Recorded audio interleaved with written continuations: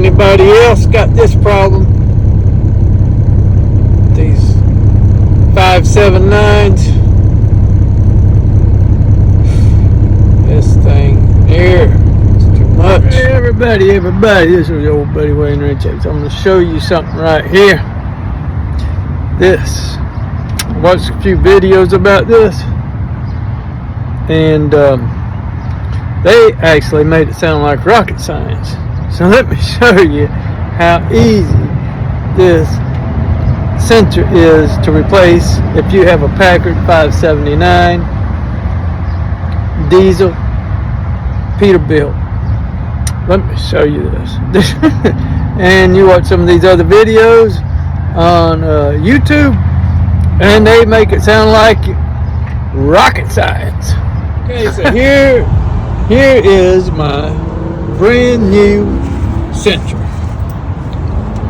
Okay, you can see right there, there's the part number that you're gonna need.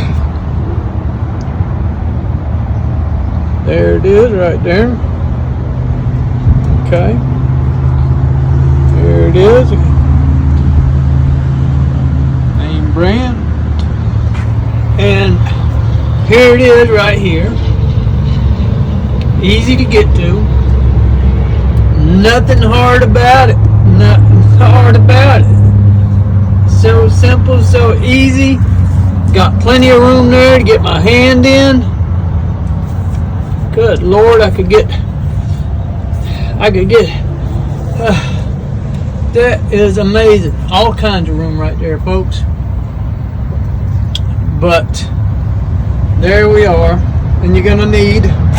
This is the tool you're gonna need. You can go to Harbor Freight and pick it up. Okay. Harbor Freight, about under $10.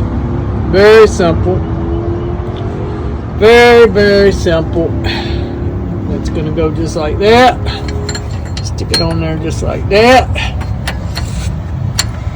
And then we're gonna take that booger off of there and apply our new one. One thing I want to point out here, this is my old one. I just got it out of there. Now I did have to use a deep well socket. Now you want to get you a deep well socket, but you want it about 2 inches, maybe 1.5 inches. See, not all deep well sockets. Deep well sockets come in different lengths. So as you can see right here, there's 2 deep well sockets. One's a little longer than the other, so you want to get a short deep well socket to help you do this job right, a 13 millimeter. Okay, and that's all you'll need because it's a short one. And you may have to bend this back a little bit, bend it back just a hair to help you get in there if it's too far to the going towards the engine. And there's another tip right there. As you can see, that yellow piece right there, it lifts up, so you'll need a screwdriver. Lift it up because that's what locks the that is what will lock this. That's what will lock this in right there, that yellow piece. So you want to get a screwdriver and bend that yellow locking clip up. Very simple, very simple. One other thing you're going to want, which is very important, because this right here is actual rocket science, I'm finding out. Okay, so let me show you this very, very important tip if you're replacing your NOX sensor on your 579 Paccar motor. So here we are. I've taken out the old one. I'm putting in the new one. Alright, I've got it all bolted up down there. And then I come across this. Look at this.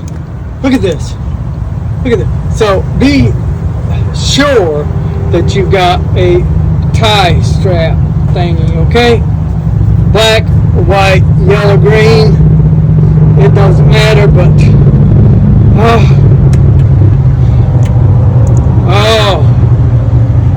the pain and the agony that it has caused me.